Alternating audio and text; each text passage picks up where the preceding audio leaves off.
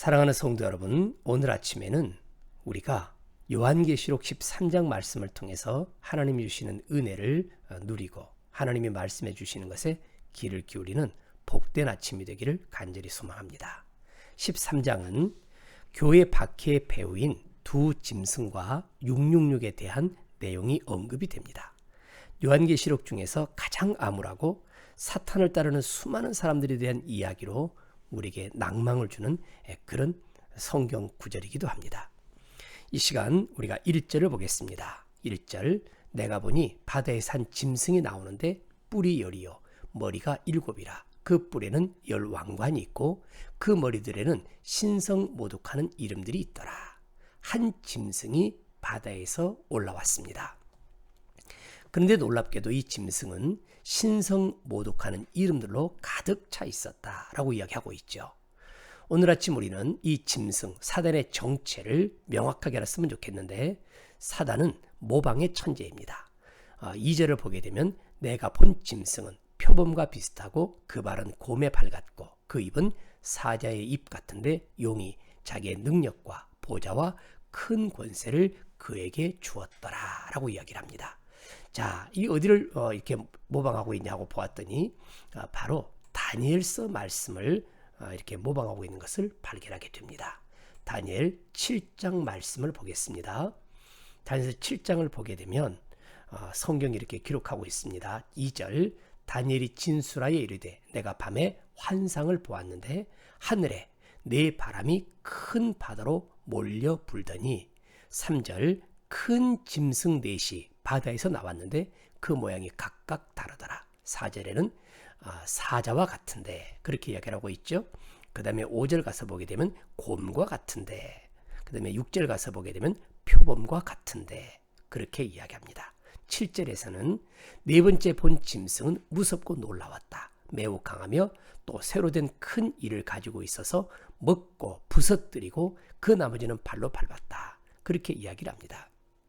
바로 새로 태어날, 새로 이렇게 형성되어질 부강한 나라, 막대한 나라를 이야기하고 있다. 성서학자들은 그렇게 이야기하죠. 사탄은 이 말씀을 인용을 했습니다. 그리고 또한 무엇을 인용했냐면, 여러분 3절 말씀을 한번 보겠습니다. 요한계시록 13장 3절 말씀을 보겠는데요. 여기 보게 되면 그 머리 하나가 상하여 죽게 된 것 같더니 그 죽게 되었던 상처가 나음에 온 땅이 놀랍게 여겨 짐승을 따르고 그럽니다. 바로 예수님의 부활을 이렇게 모방하고 있습니다. 사람들에게 눈속임을 하는 것이죠. 그런데 여러분 보시면, 주의 깊게 보시면 말씀이 보일 거예요. 그의 머리 하나가 상하여 죽게 된 것 같습니다. 죽은 것이 아닙니다. 예수님은 십자가에서 완벽하게 죽으셨고 예수님은 3일 만에 부활하셨는데, 사단은 죽게 된 것 같은 그런 걸 가지고 사람을 현혹하고 사람들을 이렇게 유혹하는 것을 발견하게 됩니다. 또한 2절 끝에 가서 보게 되면 자기의 능력과 보좌와 큰 권세를 그에게 주었다. 이런 것들도 다 모방을 하고 있는, 흉내를 내고 있는, 하나님처럼 자기가 내가 하나님 같은 존재야, 내가 하나님이야, 그렇게 속이고 있는 것을 발견하게 되죠. 4절을 보게 되면 짐승에게 경배를 합니다. 누가 이 짐승과 같겠냐, 누가 능히 이와 더불어 싸우리요, 그렇게 말하는 것이 바로 요한계시록 4장과 5장에서 24장로들이 말이에요. 관을 벗어드리면서 어린 양을 경배하고 찬양하고 섬기고 예배하는 것처럼 이렇게 많은 족속들이, 무리들이 사탄을 숭배하는 것들을 이렇게 모방해서 보여주고 있다. 그렇게 말씀해주고 있습니다. 자, 5절을 보게 되면 또 짐승이 과장되었다라고 이야기해요. 과장되고 신성모독을 말하는 입을 받았더라. 그러니까 사단의 역사는 과장의 역사요, 사단의 역사는 뻥쟁이의 역사요, 사단의 역사는 자꾸 부풀리는 것이에요. 허풍선이에요. 실제로 보면 아무것도 아닌데 굉장히 대단한 것처럼 그렇게 떠벌리는 것. 그래서 우리가 이것이 성령님의 역사냐 아니면 사단의 역사냐를 구별하는 그 근거 중에 하나가 부풀리냐 아니냐, 이것을 잘 눈여겨볼 필요가 있다 하는 것입니다. 그 다음에 사단의 권세는요, 무한한 게 아니에요. 영원한 게 아니에요. 그가 42달 동안 일할 권세를 받았습니다. 그러니까 제한적인 권세라는 이야기예요. 무한하지 않습니다. 때가 되면 다 바닥이 납니다. 때가 되면 끝장이 납니다. 그들이 결박을 당해서 무적행으로 들어가는 때가 올 거다라고 주님은 말합니다. 자, 성경 여러분 보시면 광야로 이 교회 여자가 상징하는 교회가 바로 3년 반 동안 그렇게 환난을 당합니다. 그것을 전 3년 반이라고 이야기하고요. 지금 이제 요한계시록 13장에서 나와 있는 이렇게 짐승이 박혀고 죽이는 대환란 후 3년 반, 이 두 개를 합쳐서 7년 환란이라고 이야기를 합니다. 그렇지만 분명한 것은 환란에는 끝이 있다. 너무 겁먹지 말아라. 그렇게 이야기를 하고 있습니다.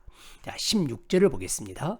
그가 모든 자 곧 작은 자나 큰 자나 부자나 가난한 자나 자유인이나 종들에게 그 오른손이나 이마에 표를 받게 합니다. 그 표가 무엇이냐? 666이더라. 짐승의 수 666이 등장을 하게 됩니다. 그래서 바로 이 표에 대해서 사람들이 굉장히 많은 이야기를 하게 되죠. 그런데 이것이 바로 뭐냐? 사단이 모방의 천재라 그랬죠? 사단이 우리 하나님의 자녀들, 하나님의 백성들이 그리스도로 말미암아, 어린 양으로 말미암아, 성령님으로 말미암아 인친 것을 모방하는 것이에요. 그러니까 사단도 모방의 천재인데 왜 666이냐? 그래서 사람들이 666, 제가 고등학교를 다닐 때 이렇게 구원파에서 그런 이야기를 참 많이 해가지고 공포심을 가지게 하고 그리고 자기들 교리를 따르게 했던 그런 기억이 있는데요. 여기서 666은 사단이 하나님을 모방한단 말이에요. 그런데 하나님의 수는 요한계시록에 가장 많이 등장하는 숫자가 7입니다. 7이죠. 우리가 하나님의 수라고 이야기를 해요. 그러니까 사단도 하나님을 모방하지만 하나님 7에 도달할 수 없는 6에 도달한 것입니다. 그래서 사단의 모든 것들을 보게 되면 예수님처럼 하나님처럼 돼보려고 발버둥을 치지만 결국은 실패하고 마는 수가 666이다. 그러니까 우리가 666에 대한 그런 그 이해도가 뭐냐? 네가 아무리 네가 그렇게 잘해보려고 해도 네가 하나님이 돼보려고 해도 사단은 실패자다. 이것을 보여주는 수가 666 인간의 수다. 그렇게 말을 하면 좋을 것 같습니다. 결코 사단은 하나님이 될 수 없습니다. 결코 사단은 구세주가 될 수 없습니다. 사단은 결코 우리에게 영원한 영생복락의 세계로 끌어갈 수가 없는 그 존재가 바로 누구냐? 사탄이다. 그렇게 정의를 할 수가 있는 것입니다. 사랑하는 성도 여러분, 마지막 때에 우리는 최후 승리를 하게 될 것이다. 그때까지 견뎌라. 잘 참아보자. 그 마음을 가지고 이렇게 요한계시록이 기록이 되었다 하는 것을 누누이 이야기를 해왔습니다. 사랑하는 성도 여러분, 사탄은 짐승을 동원해서 거짓 권세로 그렇게 자랑하고 부풀리고 뻥을 치지만 현혹되지 맙시다. 우리가 사단의 권세 앞에 굴복당하지 말고 제한적인 사단의 권세 앞에 마음 뺏기지 않고 하나님 잘 바라보고 믿음 생활 잘하는 우리 모두가 되기를 주님의 귀하신 이름으로 간절히 축복합니다. 기도하겠습니다. 존귀하신 하나님 아버지, 오늘 아침 저희가 요한계시록 13장 말씀을 함께 나누었습니다. 저희 모두에게 은혜가 되게 도와주시고 우리가 바른 믿음을 가지고 하나님을 온전히 섬겨가는 믿음의 거룩한 자녀들, 믿음의 거룩한 백성들만 되도록 복내려 주시옵소서.